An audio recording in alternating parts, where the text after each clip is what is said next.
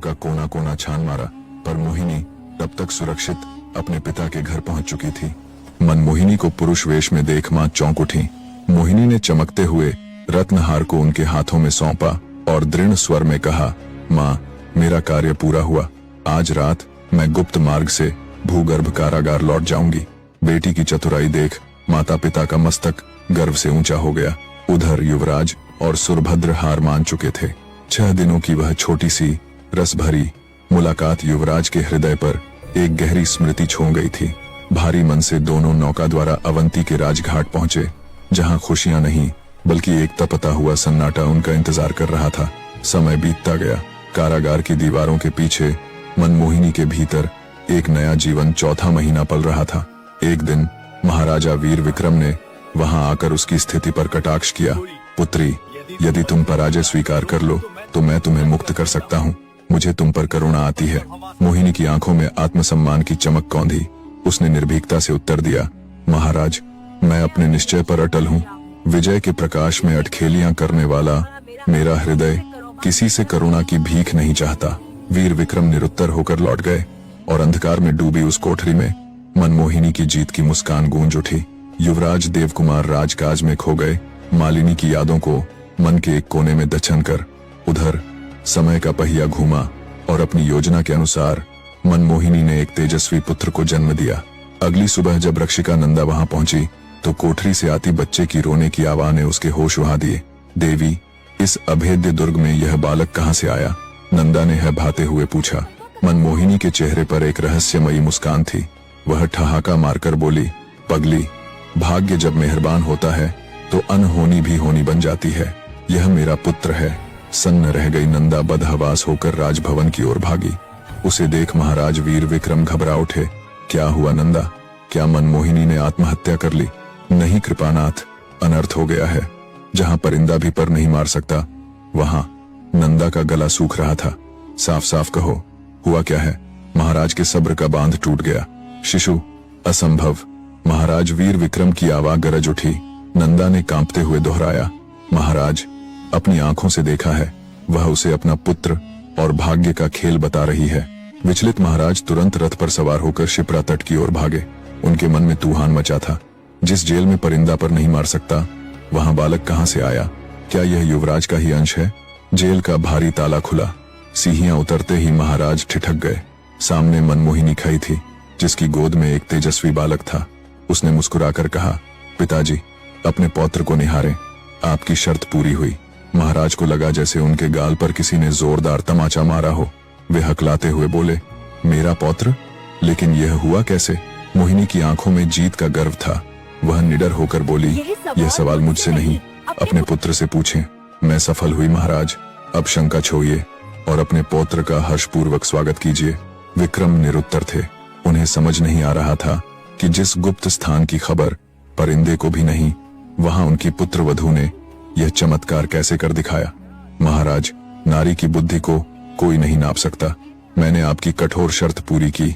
यह सत्य आपके सामने है। मनमोहिनी का स्वर कारागार की दीवारों को चीर गया। वीर विक्रम ने पूरे कक्ष को परखा, पर रहस्य अनसुलझा ही रहा।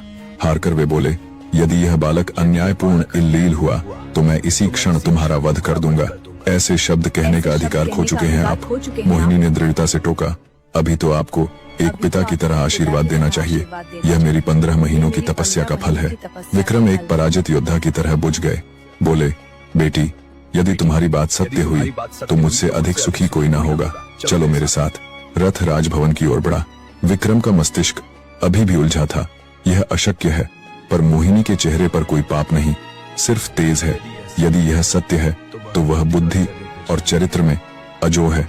वह वास्तव में विजयिनी है। रथ राजभवन पहुंचा। वीर विक्रम मनमोहिनी को अपने निजी कक्ष में ले गए और बोले, बेटी, मैं तुम्हारी बात कैसे मान लूं?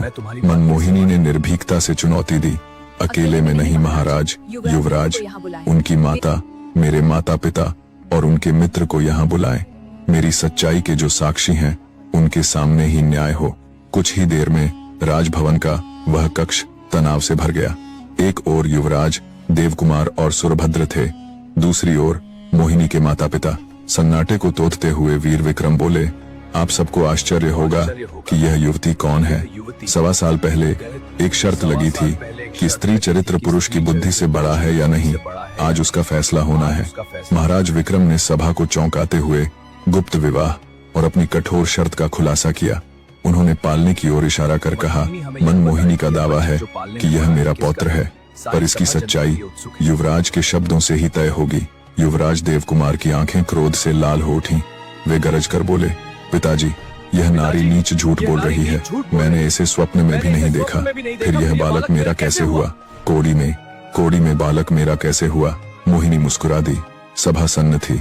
महाराज के पूछने पर उसने शांत स्वर में कहा, स्वामी असत्य कह रहे हैं। हमारे मिलन का जीवंत साक्ष्य यह पुत्र है।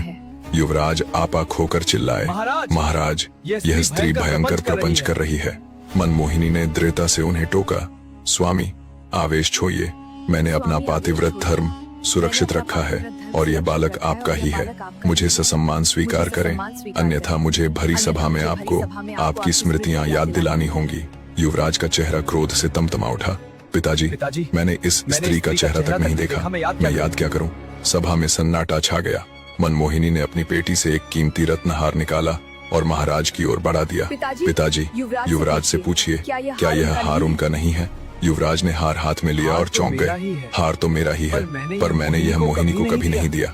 स्वामी, याद करें, आप एक योगिनी के रूप जाल में फंसे थे। फिर अगले ही दिन आप उस मालिनी के साथ चंद्र उपवन में थे, जिसने अपना भगवा वेश उतार फेंका था।